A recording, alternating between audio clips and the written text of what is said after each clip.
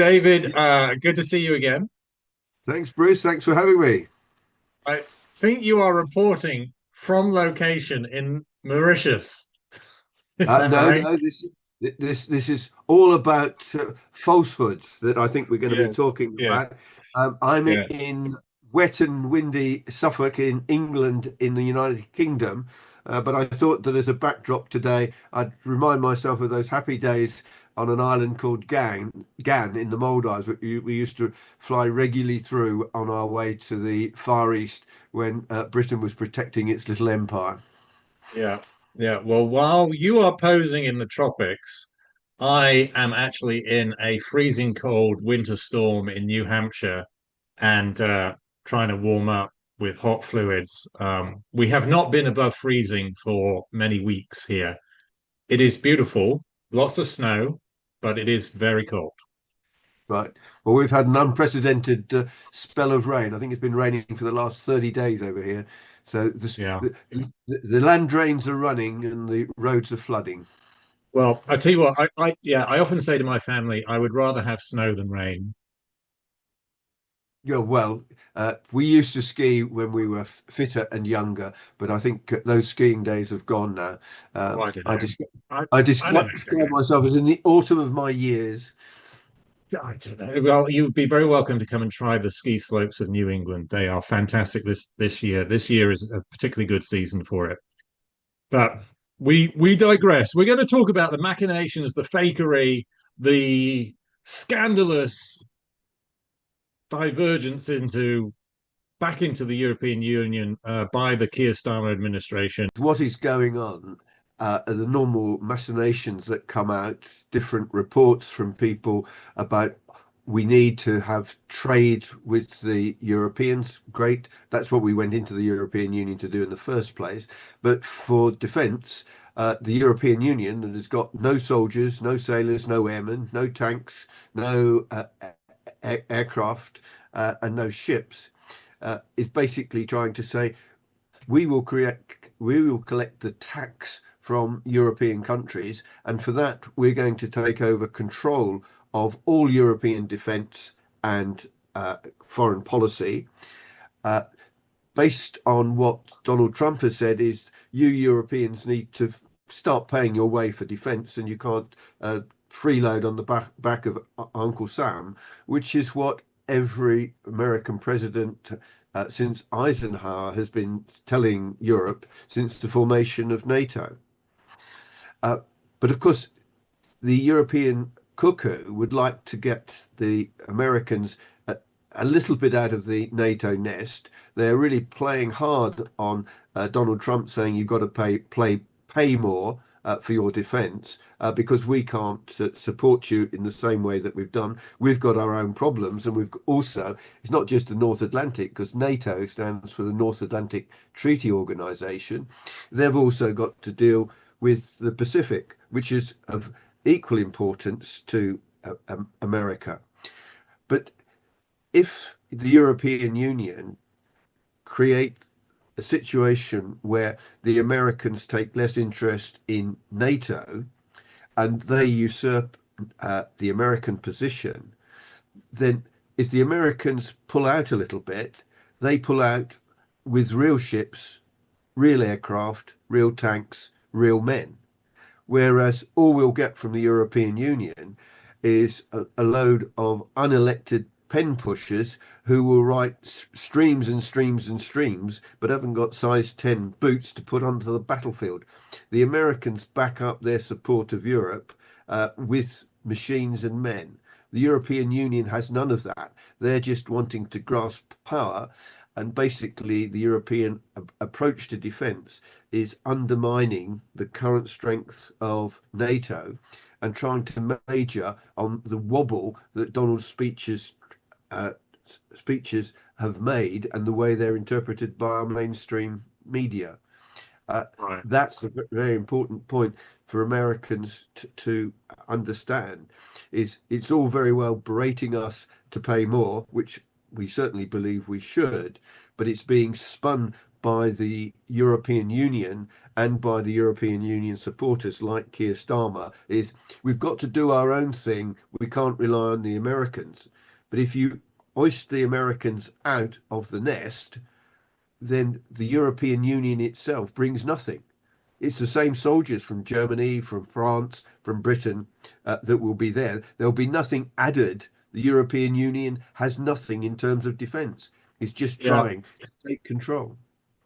So let's try to explain the European Union side of this argument. So the Union is claiming that it is enhancing European security just at a national level. So the European Union, it does have defense assets of its own, not many.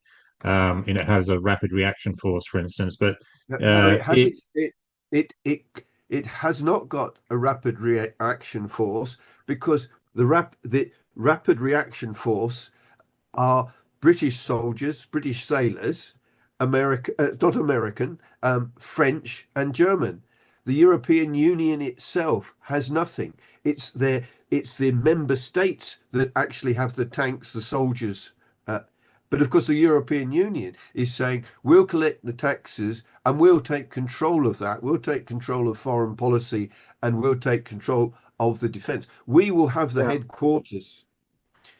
Yeah, so but let's play devil's advocate with that because it's kind of similar to NATO. So NATO does have some NATO assets such as AWACS, but most of its defense and security capabilities are national. They are pledged to NATO, and NATO does have an integrated military command that the European Union doesn't have, and God help us if it ever did, because it would be as slow It and useless Bruce, as the it's in the process of having it, and they've exercised their sort of supreme headquarters. And when you read through some of the bureaucracy of how it's got to be activated, the committees it's got to go through, it's a yeah. bureaucratic nonsense. Yeah, You yeah. know, Well, I agree, but if from the EU's perspective, they're claiming they are delivering on a European Union separated from US veto and US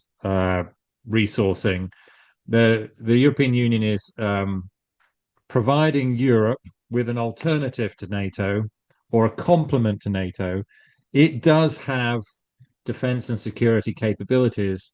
And just because most of those capabilities are provided at a national level, the European Union is still contributing to European defense. It's coordinating, it's financing, and in the future, it could be commanding too. So, explain what's wrong with that, because a lot of American ears that sounds fine. That sounds like Europe stepping up. it's the European nation states stepping up to the plate to pay at least 2%, 3%, 5% of GDP to defence. The Poles certainly are stepping up to the plate because they've lived with aggression from Germany in the past and from Russia in the past. But it is the nation states that are putting their hands in their pocket. The European Union is just collecting the taxes and then saying, we've got the taxes, we'll now take control. And of course, the European Union has got a democratic deficit. With NATO, each nation state is recognized for its own sovereignty. And one of the great strengths of NATO is that the Americans, although they have been the fundamental backbone of NATO, have allowed each nation state to retain its sovereignty.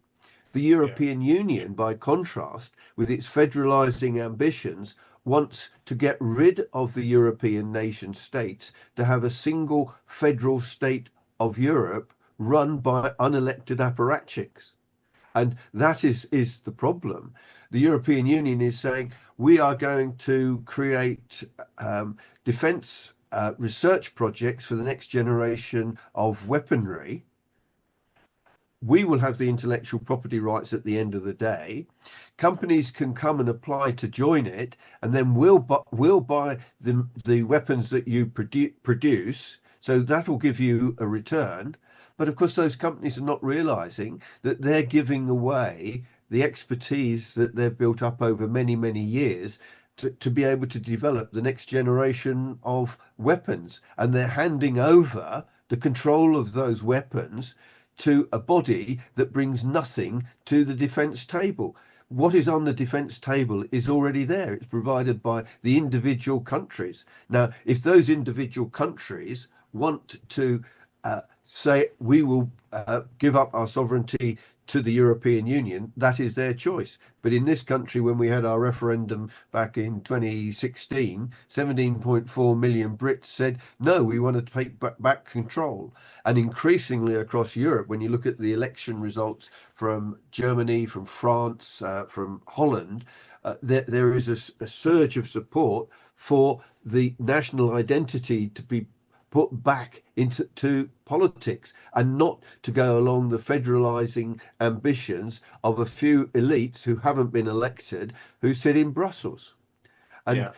the So David, I think there's three things we need to explore. So let me continue to play devil's advocate from the EU's perspective, and then thirdly from American perspective. So let me try to keep these clear in my head. So the first thing you mentioned, effectively intellectual property. So when the European Union funds defense projects, there is a there's and when it institutionalizes, it tends to steal sovereignty from the nation states and aggrandize it in a more bureaucratic and less efficient and slower and less transparent and less accessible way at the supranational level instead of the national level. So with it, I share your concerns about intellectual property being held at a higher supranational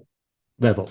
On the other hand, European users and procurers might complain that too much of their defense capabilities are American in origin, and they have intellectual property issues with American suppliers or Western suppliers generally. Is that since the market for armaments has moved more towards the private sector, intellectual property tends to be held by the supplier and not by the user, and not even by the procurer. So it's difficult to upgrade. It's difficult to get permission to alter or upgrade capabilities. And if you do get permission, you're going to have to pay over the nose for it because of this sort of intellectual property trump card that all suppliers have in the private sector. And it just so happens that that is perhaps uh, more painful an observation on the European side when most of the suppliers are American. If the Europeans could build more European suppliers, at least they would feel they would have more negotiating position, or more cultural literacy negotiating with European suppliers than American suppliers. So let's just dwell on that intellectual property point. Why aren't Europeans fair to think that they would be better off with more European intellectual property in their supply chains than American intellectual property?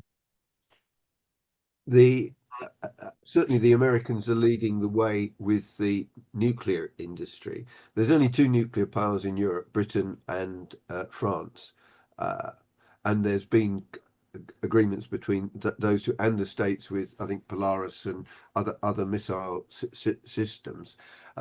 We've bought the F-35s from America. It's American aircraft.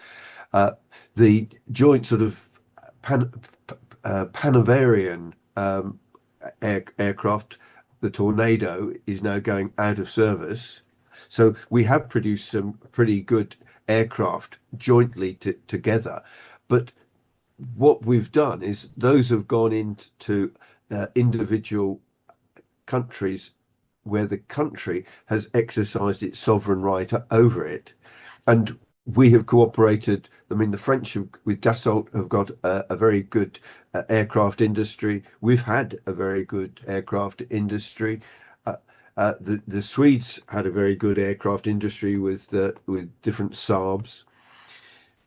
Working together is good. The expertise comes together, which is good. But when the ex when it's brought together by a European Union who want to take power and control for actually just being the tax collector and the organizer of that cooperation. They bring nothing to the table. When they sit round the table and all the scientists are there, those scientists have learnt their jobs, their skills from their sovereign nation. And the European Union appoints a chairman who knows nothing about it and then says, okay, whatever you guys come up with, it's mine. And if you'd like to put some money in the middle of the table, that will finance your research. I'll collect the money from everybody else and distribute it. And at the end of the day, thank you very much, guys. You've paid for your own research, but it's gone through my books. I now have the intellectual rights over the new weaponry you've produced. And more importantly, I will now tell you whether you can use it or not. Because we've had cases where countries that have got the intellectual property rights and the rights over certain weaponry have told countries, no, you can't use it in this conflict. Yeah. That's not what you've got to come back to us. And of course, there's also the big controversy over kill switches is that would a nation in a chip or somewhere else put a kill device in that if you used it against their nation state, they can neutralize the weapon. So Yeah. it, the real issue is that the European Union as a body, if you like, the office of Brussels brings nothing that will help defence in terms of the expertise for the new weaponry, current soldiers. All it is saying is we'll collect the money and you give us the outcome and you give us the power over future decisions over defence. And I, for one, do not think that that will work because where the European Union have tried to usurp NATO in past conflicts in Europe, it's turned out to be an absolute disaster. Yeah. So let's talk about the funding now. So funding was second on my list of three things I've got in my mind that we need to explore, and I'm sort of playing the devil's advocate from the European Union's perspective. So you're already talking about how the funding relates to the intellectual property. Now the European Union can claim that uh, it is able to it is able to offer its member states, and by the looks of it, Britain too, because Britain's going to sign back into the European Defence Fund and other things. The European Union can offer capital to fund defence projects that member states would not necessarily be able to fund for themselves. Um, so what's wrong with that? In a sense, the European Union is playing the right supranational role by pooling resources, like a bit like the original conception of the European project, pooling European coal and steel. It's pooling resources. It can raise minor players with the expertise and the capital from larger players, and everybody's better off. Well, certainly, I mean, the European Union funded or pulled together, coordinated a lot of projects in telecommunications, uh, and British Telecom, the other national companies, the Spanish companies, all cooperated together to produce a whole range. So things like I think there was one called Drive, which is what every car's got now. You've got you put in your destination and it gives you instructions and it taps into GPS. And that was a joint project between a lot of nations in Europe, coordinated by the European Union. And each company undertook to cooperate together, put money into the pot, and the European Union basically got the credit. And I guess I'm not too sure on this. I think they got the intellectual property rights for what actually came out of that program, With defence, it's the hidden agenda that's the important thing, is that the Union want to take over the competency of defence, which is my main point. And uh, whilst individual companies will sign up and say, well, yes, if I go in with a joint collaborative project and I'm looking at the total market that will go to all those countries that will take their orders from Brussels, and if Brussels tells them not to buy what I'm going to put money into in research, why should I do the research? Because it's limiting my market. But it's up to our country to say, hang on, we will cooperate with you as long as it's not costing us sovereignty. Now, some years ago, the House of Commons Library produced a whole paper on what the European Union was demanding of what they called third state participation. And I have it here if I may read it. The first thing is a third state must share the values on which the EU is founded. So when we go into these projects, the points that you're making are very valid because an ordinary, relatively small British company saying, oh, I've got an expertise in drones. I want to work with other people that have got expertise. We'll have a good market because that's where things are going. And if the European Union's coordinating it, fine. We're going to come up with a good product and we're going to have good sales. That makes commercial sense. But our nation, our national government aren't looking over the shoulders of their companies and saying, hang on, what are you signing us up to? And the European Union is saying a third state participating in our projects must share our values. Well, 17.4 million Brits don't share the values of having an unelected government. Um, Participation must be consistent with the 20 binding defence commitments that PESCO member states have signed up to.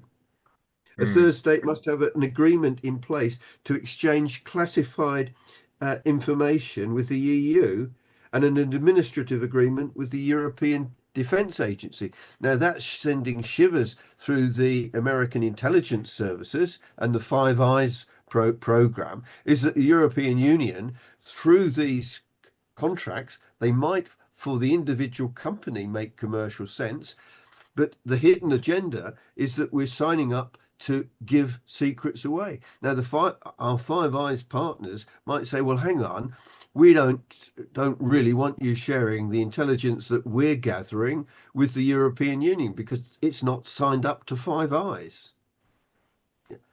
And it's the overarching geopolitical ambitions of the European Union mixed up with commerce.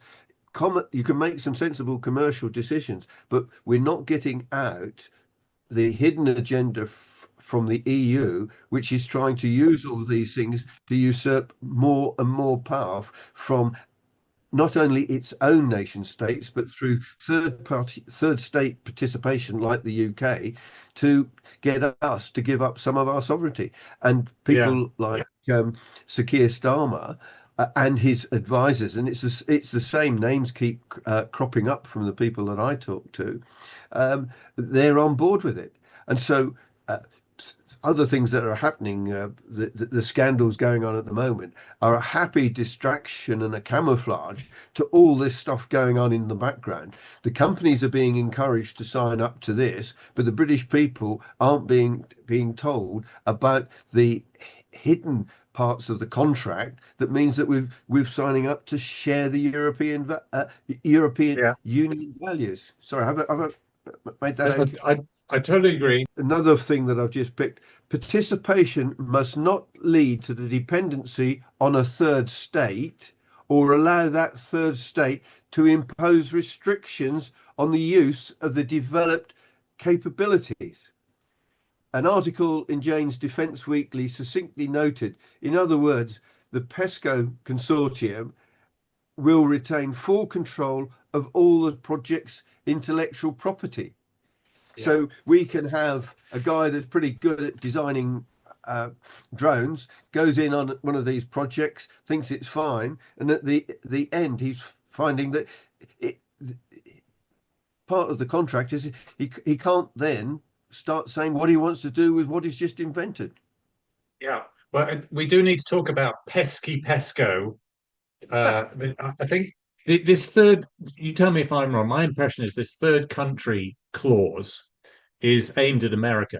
So it's a form of protectionism, in my view. Uh, uh, I felt that it was actually aimed more to the United Kingdom. Yes, it's a protectionism in some ways, but the with the states, I think the states has looked at signing up to third state participation with the European Union, but it's then kept confidential about what their terms are. So the European Union will have different rules for different state participation. Now, Big Uncle Sam will have more clout than little old UK. Uh, but little old UK, we've got the expertise. If we can tell our defence contractors, hey, you know, you want to do this deal under European Union control, but we're having to give away so much. A third state must provide substantial added value to a project. For example, technical expertise, additional capabilities, including operational or financial support, thus contributing to the success of the project and the overall advancement of PESCO. So the European Union is holding out this money tree to our developers, our defense industry, promising them that they'll get a market. But the other side of promising them the market is also the threat that if you don't, we will make sure you can't sell. So that is where the protectionism comes in, is yes, you might have developed the best weapon, but actually because we haven't got the controls we wanted, we're not going to allow you to sell it to us. I mean, we've got the ridiculous situation in Ukraine where the European Union are saying we're putting funds into Ukraine, and if they buy British weapons because they're the best weapons, you Britain have got to pay us, the European Union, a backhander for that sale. I mean, it's in Yeah. my view, is quite corrupt. Let's talk about another distortion of the market that I don't see enough written about in the journalism on this, which is that historically, whenever European Europeans have cooperated that in defense programs, those programs have tended to fail. And I know that Britain has a bad history of failed defense acquisitions within its own MOD, and that's a whole separate broadcast. But the European uh, pan-European, I should call them pan-European acquisitions programs, tend to be very large, tend to go along a long time, and tend to be very expensive. And there are structural reasons for that, such as the European Union, particularly when the European Union wants to get involved, it wants to get as many member states involved in the program as possible, and that leads to um, bad resultant outcomes, such as an inferior supplier being tasked to supply some part of the airframe or something, just because that supplier is based in Romania. Whatever. That's not a real example. I'm just making that up. Hypothetically, instead of going with the best supplier, and all the best suppliers might be in France, but the European Union wants to have all sorts of member states involved, so it will encourage an inferior supplier in another country, so we get more member states involved. Everybody has stakes in the program, right? So then that creates extra expense and a higher risk, and there are failures in the program within the projects within the program. So everything that gets slower, more expensive. That the market is being corrupted. The market is no longer efficient because the European Union is imposing political objectives on the market. So the market's no longer efficient. The other problem is that because so many states are now contributing requirements or specifications, you get a product which is a resultant outcome. So an airframe which is too large for some users, too small for other users.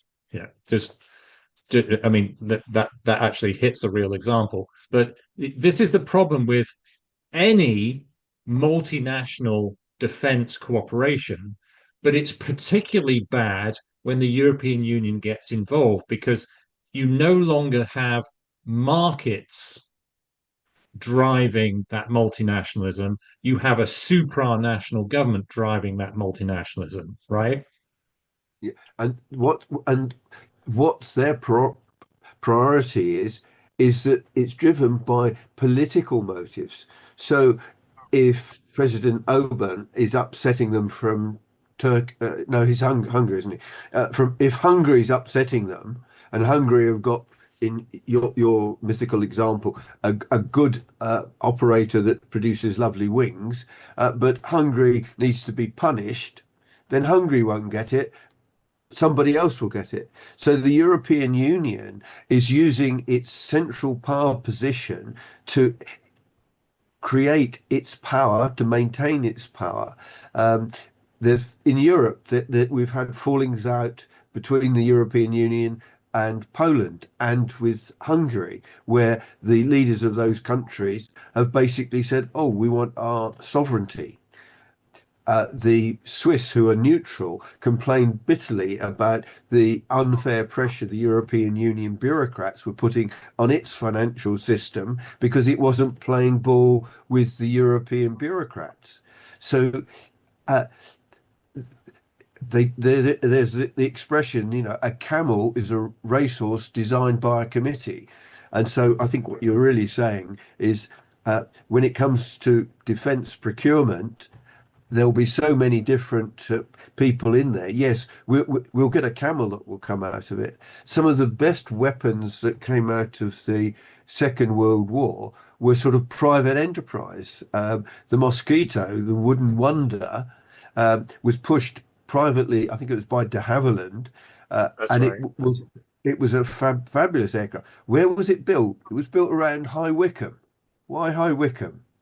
Because High Wycombe was the place of the British furniture manufacturers, and the Wooden Wonder was made out of wood. So all these guys that made Chippendale furniture stopped making furniture and started making aircraft because we had the factories, we had the people trained, we had the woodworking machinery, and we had the skills to do it. Now we've exported so much of our factory capacity overseas. When it comes to manufacture, whatever we invent, when it comes to manufacturing, are we going to turn around to the Chinese and say, well, actually, you've got all the factories and you've got the trained lathe operators. Can you build us this next generation of aircraft and not pinch our ideas when you do that? Because we actually might come and fight you in a couple of years' time. I mean, this is the crazy situation we have. We've got rid of our factories and they've been built in China. Now we're moaning about China expanding and then holding us to ransom and saying they've got the balance of payments is in their favour. Well, what we need to do is start reversing that, start reindustrializing our nation. And I think this is why President Trump got re-elected. He said, let's make America great again, and let's get our working people working, not on state benefit. And this is the big Yeah, problem got in this yeah. country with too much state dependency.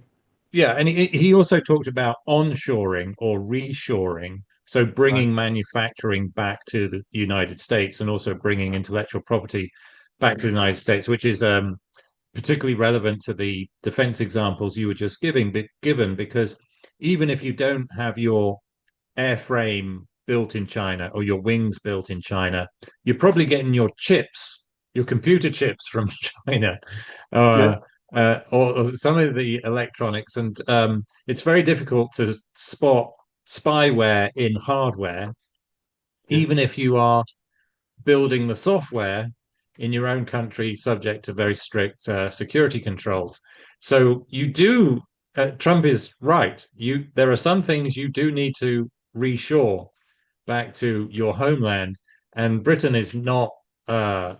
not great at that, as you quite rightly say. But let's finish this our comments on European funding because um, if I continue as the devil's advocate, the European Union could say, well, through our funding, we are helping Britain. If Britain signs fully back into all these things, the European Union would be helping Britain to reshore its defense capabilities. Um, and I think we need to explain, or I would say, I would like your comment on the viability of the loans or the grants. So the European Union is offering grants through the European Defence Fund, and it's offering loans through the Security Action for Europe Yep. initiative. Do you do either of those vehicles for financing, either the loans or the grants, appeal to you? If you went to your bank and you said, I've got this fantastic idea, I need X million pounds to develop it. And the bank looked at that and said, yep, fine, we will finance you. But for financing you, uh, we we want to take control of what you produce at the end of it, and we want to be able to say whoever buys it how they can use it, and we're going to use all your expertise to do it. And effectively, for the loan, you have to pay an interest on the loan, and then at the end of the day, we will effectively take control of your company. So we're giving you a loan, and we're going to take control of you. And I think most people will say, well, hang on, now you're a bank. You look at the risks, you set a interest rate for that, but you don't actually um, take control of the company. You finance us to do what we want. We've still got the freedom to do what we like with the money, albeit that it's going to go into research, and you might want reassurances that it goes that way. But the European Union is using funds which are backed up by its current nation states to take control. It comes right back to the central point is if the European Union did not have this ambition to take power from its nation states and wanted to encourage the nation states to thrive and make their fair contribution, which is really the American point of view, because Yeah, America has always respected the nation state. The yeah, European Union, that's the fundamental difference. The European Union does not fundamentally accept the nation state. It wants a federalized Europe. And all these mechanisms, yes, on the face of it, it looks very good. And that's what our mainstream media report to us. Oh, this is a good thing. But they yeah, don't tell us yeah, we're selling the nation's silver and for it, and that if the bank said to you, "Oh, well, if to some extent, I suppose the banks have started to do this. If you're not politically correct, we're not going to lend you money. You know, yeah, if you don't hand control over us, we're not going to lend you money." I mean, how many business owners would take a loan out on that basis?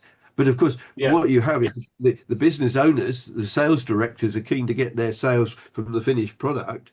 And the nation state isn't looking after the national interest because the people in charge of the national interest at the moment are selling it down the river to the European Union non-elected interests, to the federalisation project. And yeah, it's where our nation is being portrayed. yeah. So I laughed when you talked about the reporting. So you're right. So the reporting doesn't include the liabilities in taking financing from the European Union, and it uh, also treats the funding as free money, right? So it says Yeah, effectively journalists are saying, "Wow, the European Union's offering free money for Britain to build its capabilities. This makes total sense. Why would anybody disagree with that? This sounds great. Sign us in. Yeah, but there's So no such thing as a free lunch, is there? yeah, that's Yeah. right. So just to clarify, do you have it sounds like your position is it doesn't matter whether the money is coming from grants or loans, it's all it's all liable to European Union ownership or at least control. So it doesn't matter if it's grants or loans. Britain does not have an interest in it. Well, simply put, all the strings that the European Union attach quite secretly and is being kept from the public. It is the strings that are being attached to anything that the European Union does, which holds that is the sting in the tail. You know, beware people bearing gifts. I think is a good expression. And the European Union is not hiding its ambitions. It wants to take control over where we started from, foreign policy and defence. And as soon as the European Union has got control over that, then the nation states can disappear, and we will go to a regional system of Saxony, East Anglia, Yorkshire, Scotland, Wales, and the nation state of Great Britain, of Germany, of Holland will be broken down into regions easily controlled by a central system, which is democratically in deficit, which the Union freely admit, but do nothing about it. Um, we do not vote for von der Leyen, and she is increasing her own powers all the time. And so we're moving into a European form of apparatchik dictatorship, the very thing that the Russians tried to move away from with communism. Yeah. Uh, uh, we see our freedoms being attacked. Where we're going to go for digital currency. Uh, we've in this country, jury trials are being reduced. Um, we can do facial recognition from all sorts of angles. Uh, our freedoms are under attack. And I think the British people are waking up to it. And the European Union seems to want to take more and more control over everything. They've been threatening the different social media companies where there is still some free speech to curtail them and to. I mean, I think there was a big thing with X, wasn't it, where the European Union demanded certain things that because X weren't playing to the rules that the European Union had laid down for the exercise of people's freedoms. Sorry, I've got a bit off the subject there, Yeah, Bruce. yeah, well, yeah, and the X thing is biased because all the AI will generate images that undress people, but the British government and the European Union chose to pick on X because it's politically not on board. They see it as a political enemy, so they choosing to pretend that X is the only culprit, and it's not. Um, all right, so David, just so you know, you're getting excited and you're leaning into the camera, Oh, so right. Okay. Yeah, yeah, right. I can't always see you. So so look, we dealt with intellectual property and with financing. I just want to get your thoughts on some points that have been made by my friend and co-author Jack Jarman, Ph.D., who has made the point that uh, European rearmament is not cost free in an economic sense for Americans. Now you're talking about it's not politically cost free, institutionally cost free, because in a sense, America forcing the Europeans to rely on themselves more is fine, but if they do it through the European Union, you're actually empowering more institutional integration, supranationalism in the European Union, and that is not good for Western values as Americans see it, which is localism, uh, individual and local liberties over supranational sovereignties, surrender of sovereignties to supranational authorities, in other words.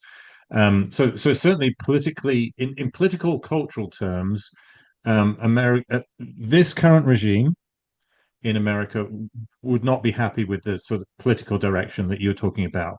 But Jack Jarman is making the additional points that this could be economically costly for America because at simplest, uh, European Union uh, rearmament is going to uh, create new suppliers that will compete with American suppliers. So that's one thing. So American suppliers will lose business or lose business in Europe, but also can lose business in the rest of the world to European competitors that are now empowered to sell to the rest of the world to users that would otherwise have fought American. So um, so American calls for European self-reliance is actually damaging to the American armaments industry, which is a big one. So that's one point. A second point is that it actually damages the US dollar because as uh, as the European Union finances more of its defense, it's selling its US dollar holdings and it's raising the value of the euro, and that is damaging for um, uh, the the US financial regime that is not limited to just Europe but is global. So what do you think about that? Really, the first point is competition. Um, if the cake gets bigger, that's the defence spend cake. The important thing in defence is, at the end of the day, to have the soldiers, sailors, and airmen in good kit, well trained, to be able to deter and, if necessary, defeat an enemy. So that is the overriding objective. So if the European Union, for instance, decides that we are going to have another 10,000 tanks, and that will require us recruiting another 100,000 men, 10 men per tank, then economically, 100,000 youngsters will be trained to operate a tank. Now, if that tank's an American tank, then yes, like Lee Slend, the Americans will provide that equipment. But if the Abrams tank or whatever it is actually not as good as we thought it was, and a British tank manufacturer comes along and says, well, there's this, and the buyers of it say, well, yes, it is, then our troops, whether NATO troops, and that's across all nations, including America, if we standardized on that British tank, it would be good for the British economy and not good for the substandard American tank manufacturer. When we had a much better aeronautical industry, the Americans bought what we called the Canberra in the 1950s. I think they called it the B-57, but it was a two-engine jet bomber, which was introduced around the same time as the V bombers. The Americans brought the Canberra, and that had an incredible life, could get up to big heights, could drop all sorts of bombs. The American Marine Corps also bought the Harrier, if you remember. So where you've got defence companies looking at a bigger market, coming up with different products, it makes our forces in the field more efficient because they've got better tools to do the job. And what we need to do is give them the best tools, not do it to support the industry. But this is where national interest will come in, is that we'll be promoting our own products. The Americans will be promoting theirs. But the West has always thrived and done better when we've had good competition. So if the cake is bigger, um, it will encourage smaller companies to get involved for specialist armament projects. The big boys might not be able to be as nimble on their feet as the smaller person, but if the soldier in the field gets better kit and it means that he survives and succeeds rather than loses and gets killed, then that's got to be, I think, the priority for the defence industry. Protectionism has never, in the long term, delivered the best outcome. And the European Union has got a reputation for protectionism. America, when it just goes back and looks at itself and goes for isolation does that. And I think your economist guy, if you're looking at an isolationist policy, fine, he'll want to protect your arms industry and shield it from the competition that he'll get from European suppliers.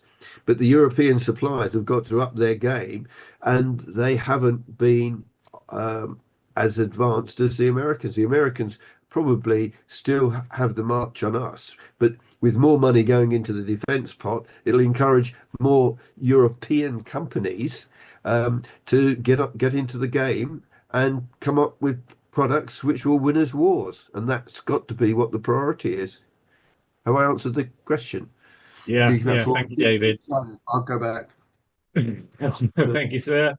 So, look, the final thing we should talk about is let's get an update of where you think the Starmer administration is in signing Britain back into European defence integration. And this is where you can give us a personal sense, given the conversations you have with fellow defence professionals, because uh, a lot of listeners, viewers would not realize that this is not a transparent process. And particularly Americans would be surprised to know how untransparent Britain's negotiations are with the European Union. They're not subject to the same sort of congressional review that we would expect in America of international of negotiations with international sovereignty, treated and sovereignty implications. So, so imagine we should talk about pesky pesco. So, what is your impression of how of what this government, this Starmer's government, is how far is it intent on going in reintegrating defence and security into Europe, and what do you think it's already negotiated that we might not know about?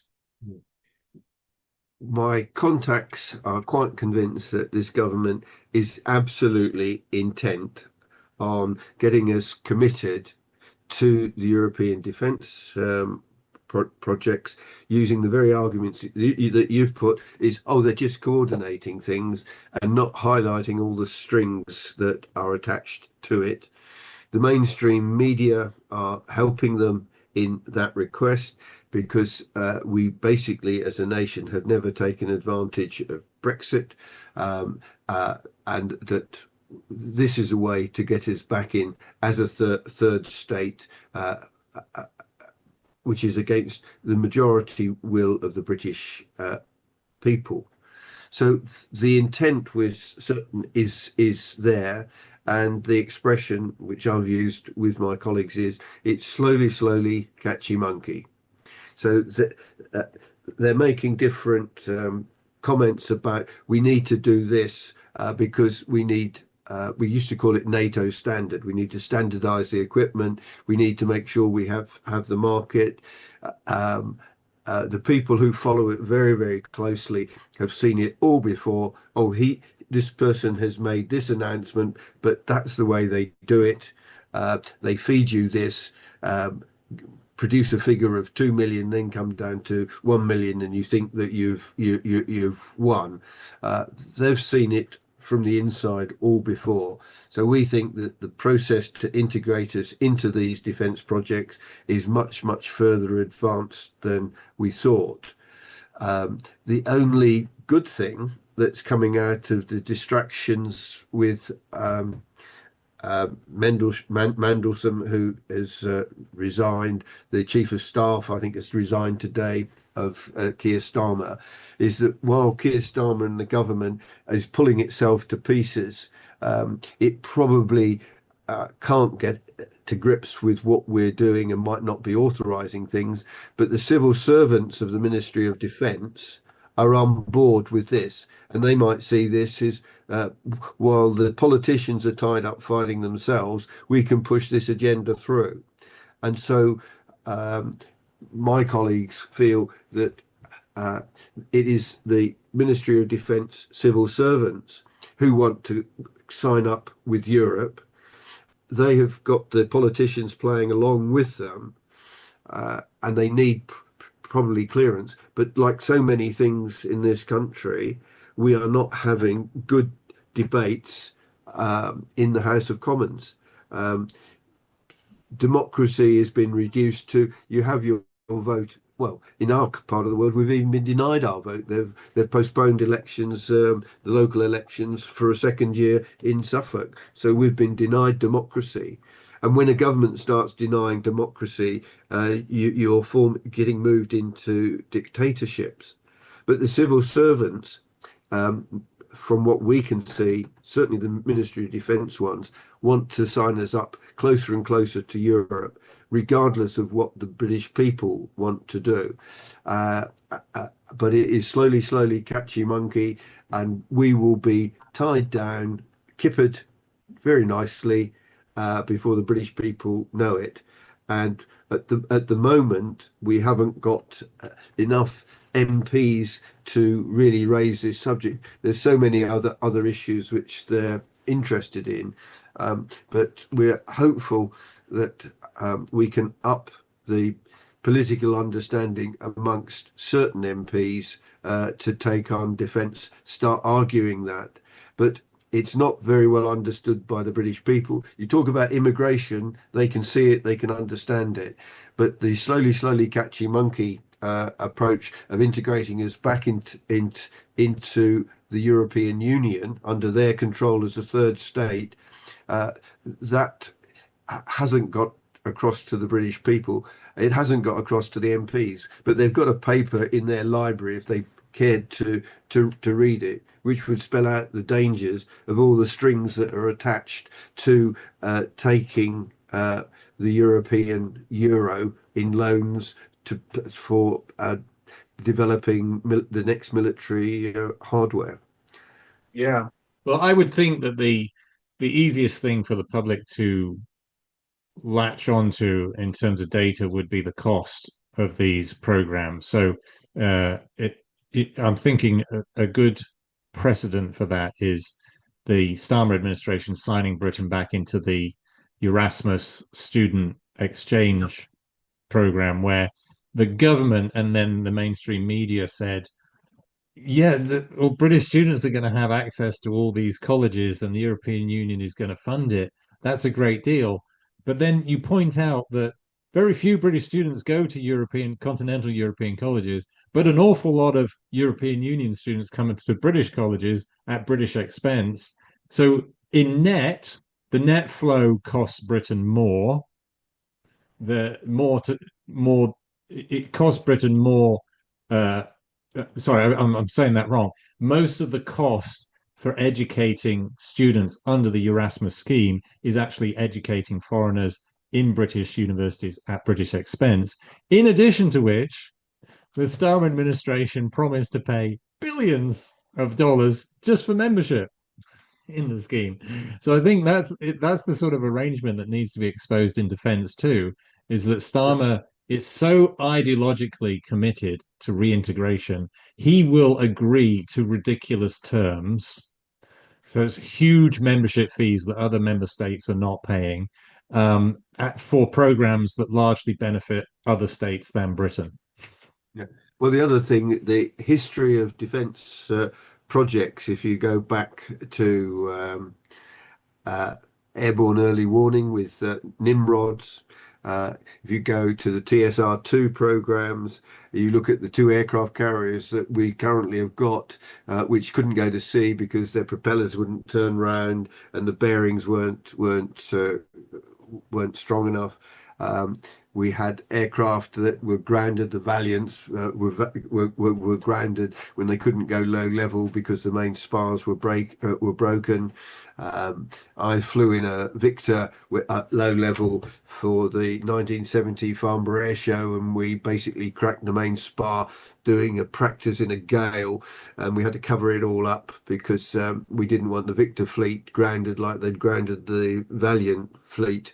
Um, uh, British military procurement is a mess. Time after time, the government, or politicians have looked at it, have said, "Oh, it's got to get sorted out." And civil servants will turn up and say, "Oh, yes, we've commissioned a review into this, and we're looking at this, and we're going to seriously change the way that we do our procurement." But then they don't. And the same mistake. I mean, I think Challengers had problems there.